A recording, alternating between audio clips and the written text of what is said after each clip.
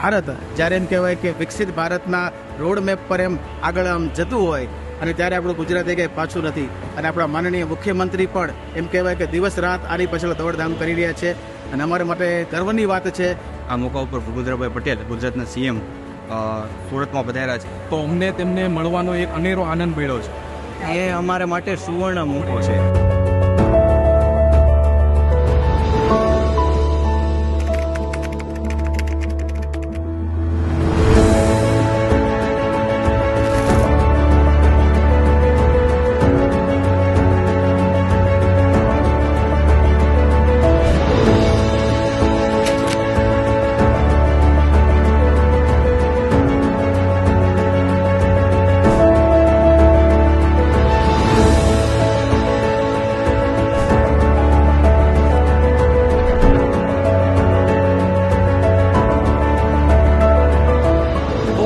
અમારી સાથે Surat related, Gujarat related, education, food જેવી ઘણી બધી વાતો પર એમણે વાત કરી અને સુરતીઓ પણ આઈ હોપ કે બહુ ખુશ થશે આ વાત જાણીને.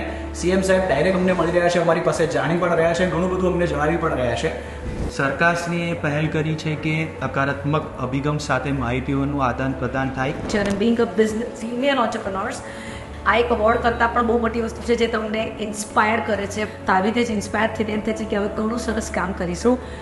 25 વર્ષ પછી ગુજરાત કેવું હશે એ આજે એ લોકો એના ઉપર વર્ક કરી રહ્યું છે. મને એવું લાગે છે કે આવી ઇવેન્ટ્સ ખૂબ જરૂરી છે અને જ્યારે ઓથોરિટીઝ આવું એક પગલું લેતી હોય છે કે ભાઈ તમે આવો, વાત કરો અને સાચી માહિતી લોકો સુધી પહોંચાડો, એક સરસ સુંદર ઇનિશિયેટિવ હોય છે.